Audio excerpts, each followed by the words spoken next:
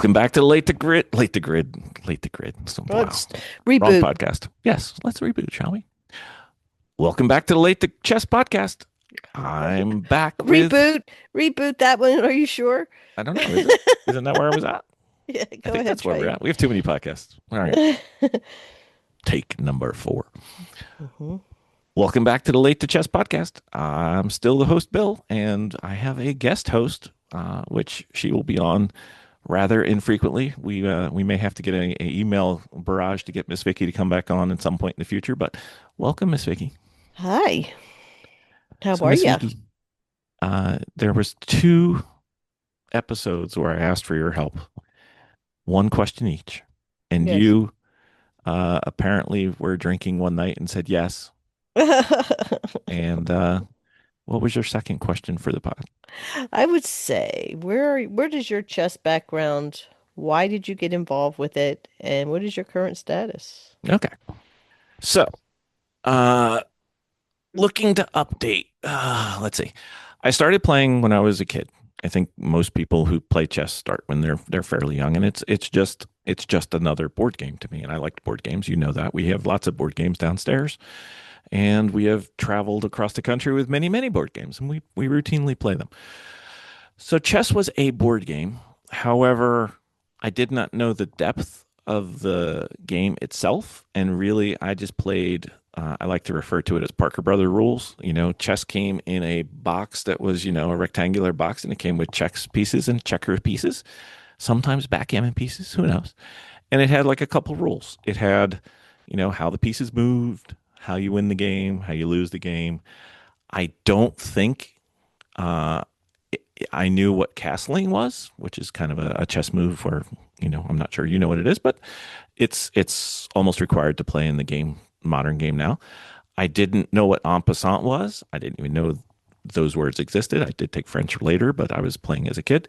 And uh, at the time, at the age that I'm at, I did not know that there were books on chess or theories of chess or anything about chess. That was all I knew. I had heard of Bobby Fischer, which was conveniently last name wise the same as ours.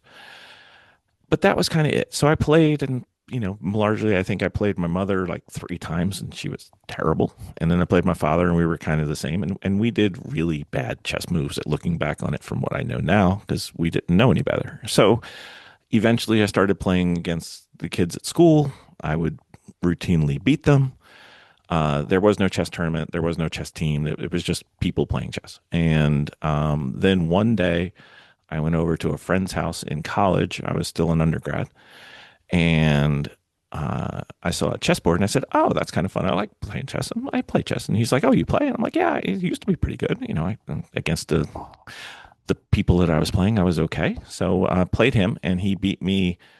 I can't remember if it was one game or two games, and both games, if we played two, or a single game if we played one, were done in under 10 moves. Like done, dead, over. Nothing left of me. So I then find out that his father is actually a grandmaster. And so I realized, much like many of my sports, that I am good for a human, but I'm not good for somebody who actually knows what you're doing. And this was the night that Tyson fought Spinks. So this was like 1988 or 89, somewhere around there. So hmm I never played chess since then. Bringing it forward, I think I may have played once or twice with Liam. He didn't really get into it, so we never played more than that. Liam's our son. Mia never wanted to play. She just wanted to play with the Mario Kart pieces of chess that we had for Christmas hmm one year. And then last summer, like what would that be? Almost a year ago, I guess. I decided, hey, I'm going to try playing chess again. So logged in, started playing. I started at a rating of 400. I quickly went up, only to even quicker go down. Like in hmm the next 3 months, I didn't play many games, but it was kind of like a roller coaster ride. And I realized, hey, you think you know how to play chess, but you really don't know how to play chess. Oh, the thing that got me started was I watched a Wired YouTube video. It popped up on my feed, and it had Gotham Chess, Levy Rosman on, and he was answering questions about chess. And I said, huh, chess. I forgot all about that. So anyway, I eventually started playing. By the time I got to December, my 400 had gone up a couple hundred, maybe less. Maybe I don't think I got to 600. And then it went down to like 320 I think 330 something like that. Doesn't matter. And I realized, hey, not only don't I know how to play this, I don't know how to get any better. So then I started looking for places to get better, and then that has become my latest obsession. Vicki likes to refer to it as a bone, It where is a bone. yes, I watch videos, I read books, I've got several different, I as with racing, I tried out everything I could, and I found some things that work for me, and I'm starting to go generically up with very few, if any, plateaus or stops to this point. So I got up to around 800 or so far, and then plan on getting to 1,000 by the end of the year, which may or may Hmm. not be doable, but that's the goal. We'll see. So how are you going to squeeze this into your already busy schedule? I have no idea. So, um, one thing that I do, and I do it, and sometimes it drives you crazy, is when I make a commitment, I will do what I said. So my commitment was I would do at least 1 hour of chess every day that I can, and 10 hours a week. So Hmm. I think I can slide that in even if we miss a day or two. 10 hours isn't really that terrible. I can do that. So 10 hours Mm-hmm. is the commitment. Sometimes I don't know if you ever noticed, but I have the um, inclination to overdo things. I don't know if you've ever seen that. So Mm-hmm. sometimes my 10 hours turns into a few more than that, but Mm-hmm. that's the commitment. So 10 hours a week. Yeah. That's good. So It's always good to continue to learn. yeah, I figured it was a good thing to do. It was something I didn't need to worry about my knees or anything else physical, and it would also help keep me sharp mentally. Um, and maybe we'll find out where I end up. So that's Well, kind of chess background. So that's you can blame Mike exciting. Tyson for taking me out of chess for 30 something years. Maybe it's for Oh, Mike almost 40 Tyson. years. Yeah, it's his fault. He scared Mr. Spinks, and Edwin scared me. Oh, wow. Okay. So, Well, another adventure, another bone. yep, I will conquer this one as well. So, until we come up with a wood turning podcast, which we haven't started one of those yet. This is the podcast du jour. We'll have the racing one, Okay. and I'll have the this one. And sometimes you'll come on, and maybe once in a while it won't even be kicking and screaming. Yep. And there you go. You know what? It doesn't matter what the age. Continue learning.